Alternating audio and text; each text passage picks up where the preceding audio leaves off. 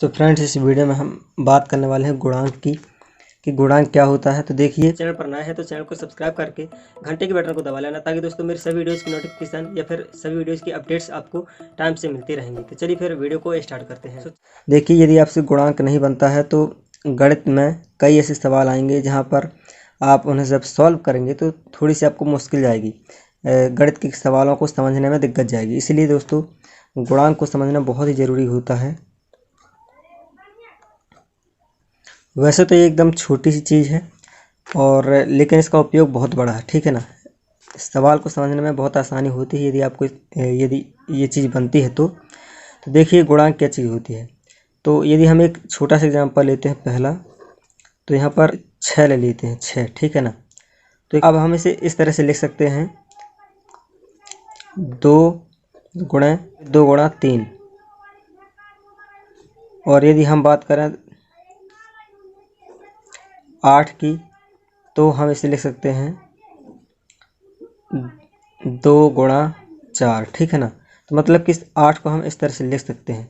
तो अब गुणांक कैसे निकल कर आता है, आपको ध्यान देना है कि 4 2 का गुणांक है और 2 4 का गुणांक है, ठीक है। ये आपको याद रखना है, यानी कि 2 4 से गुणा कर रहा है या फिर 4 2 से गुणा कर रहा है, तो ये दोनों एक दूसरे के गुणांक कहलाएंगे, ठीक है ना।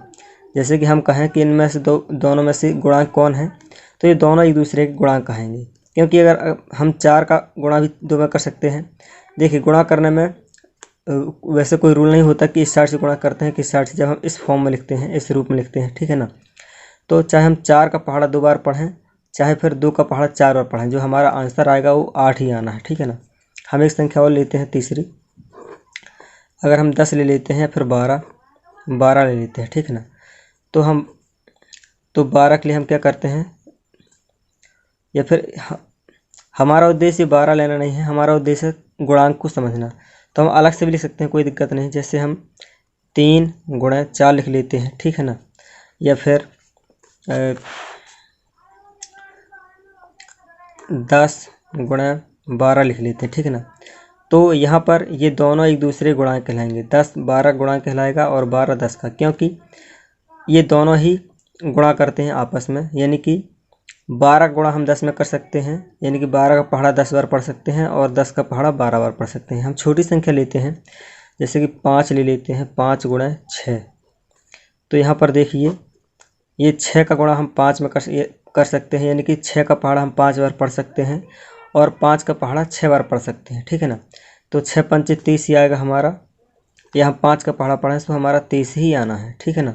तो इस तरह से ये एक दूसरे के गुणांक कहलाए। और गुणांक का सबसे ज़्यादा उपयोग है जब आप जब आप चरों का जोड़ घटाना गुणा भाग करते हैं। ध्यान से सुने, चरों के जोड़ घटाव गुणा भाग में। जैसे कि अगर हम बात करें कि 2x प्लस 3x, ये लेते हैं हम, तो यहाँ पर ये x नहीं जुड़ते हैं, ये चर हैं। ये पूरी चर राशि है आपकी और ये भी चर राशि है, लेकिन अब यहाँ जुड़ेंगे तो कौन जुड़ेगा, इनके गुणांक जुड़ेंगे। x का गुणांक 3 है, क्योंकि 3 x से गुणा कर रहा है, यानी कि 3 और x के बीच में गुणा का चिन्ह है, 3 गुणा x, ठीक है ना। यहाँ पर 2 और x के बीच में गुणा का चिन्ह है, तो x 2 से गुणा कर रहा है और 2 x से। इसी तरह 3 x से गुणा कर रहा है और 3 x 3 से। तो अब जब ये जुड़ते हैं तो चरों का जोड़ इस तरह से होता है, इनके गुणांक जुड़ते हैं। क्या जुड़ते हैं, गुणांक। हम यदि बात 3 और यानी कि 2x और 3x को जोड़ेंगे तो हमारा कितना आएगा, 5x। क्या आएगा, 5x। तो देखिए, यहाँ पर 3 और 2 जोड़कर 5 हो गए ना, और 2x में से एक x ले लिया गया। तो हमेशा जब चरों का जोड़ घटाव या गुणा या फिर भाग होता है, तो चरों के साथ जो गुणांक होता है तो गुणांक को ही हल किया जाता है।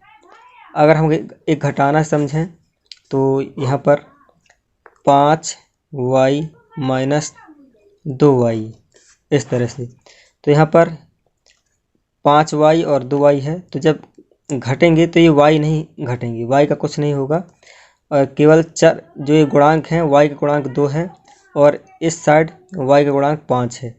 तो हम दोनों में से 5y में से 2y हटाएंगे तो कितना बचेगा, यहाँ पर 3y। तो देखिए, यहाँ पर कौन घटा, इनके गुणांक घटे, ठीक है ना। तो गुणांक बहुत ही ज़रूरी टॉपिक है सीखना।